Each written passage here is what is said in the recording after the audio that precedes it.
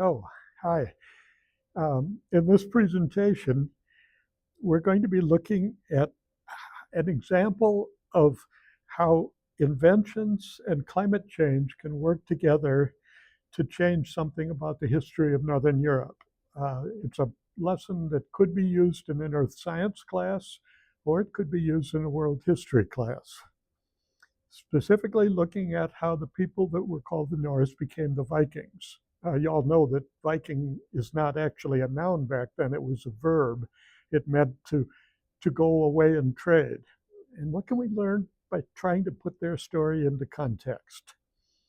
About 750 CE, the Norse people lived on a couple cold peninsulas and islands in north central Europe.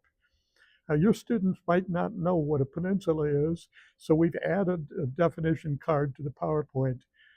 You might want to delete that if you already have that in the background. If not, it's probably worth noting that Europe is a continent of peninsulas. It actually has more miles of coastline than Africa, Australia, and part of South America put together. Greece was a peninsula, and it was defended at Thermopylae because peninsulas are easy to defend. An army can attack from only one direction. Italy was a peninsula. Iberia, Spain and Portugal were a peninsula, well defended by the Pyrenees Mountains. There's a whole bunch of historically important peninsulas. Cornwall, where the Romans got their tin mines. Normandy in World War II. Scotland's a peninsula. Jutland, we now call Denmark. Scandinavia is a big peninsula. And during this Cold War, Kola, a cold peninsula way up north, was the major submarine base for the Soviet Union. So, what made the people who lived on these little peninsulas such an important part of European history? Part of that story is the effect of inventions. Transportation invention helped the Vikings rise. A construction invention helped lead to their demise. But another part of the story, a key part of the story, is the effect of long-term climate change. This graph comes from another lesson that you could use here. But starting about the year 800, the Earth became a couple degrees warmer. Here's a detailed record of the temperatures in Denmark over that period of time. In the year 800, the frost-free season in Denmark was about 105 days long. We've got all kinds of good tree ring and cave records talk about that. By the year 1000, 200 years later, the growing season had increased to 170 days. Now, to put that into context, for comparison, central Michigan, the growing season is 140 days.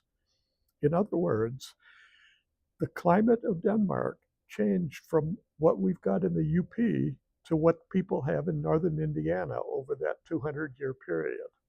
It went from a cold forest to the Corn Belt. The chance of a crop failure back in 800 was 1 out of 3 years. It just too short a growing season. By the time we reached the year 1000, it was 1 out of 20 years. And the population responded by growing rather dramatically. They basically outgrew their peninsulas and they started to spread out. By about the year 850, they were around most of Scandinavia and the northern coast of Europe. And then the spread was aided by the invention of the longship. The longship is capable of going out on the ocean, but it can also float in only 2 feet of water, so it can go up narrow rivers and lakes, as well as deep oceans. And with that longship, the Norse could go and visit, and I put that in quotes, river towns all over Europe. The visit would be ostensibly for the purposes of trade, but you all know that the line between trading and raiding was really very thin at that time. By the year 1050, they'd gone as far as Spain, Rome, Moscow, Constantinople, all the way to North America. By that time, however, the other people in Europe had begun to learn how to resist more effectively. And one key invention was an especially effective way to defeat a raiding army. Just build your city wall and castle high enough that you can resist an attack for a couple months. Wait till the army starves to death. At the same time, however, about 1200 CE, the climate started to get colder. This is the beginning of the time that we call the Little Ice Age. And when that happened, Northern Europe just became a less desirable place to live. So, summary is simple. The rise of the Vikings was a warming climate, but also the invention of the longship. And together, those gave the Norse an advantage and a rapid population growth.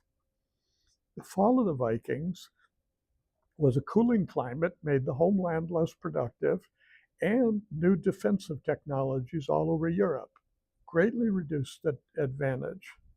And it was basically the end of the Viking Age and the rise of other countries in Europe.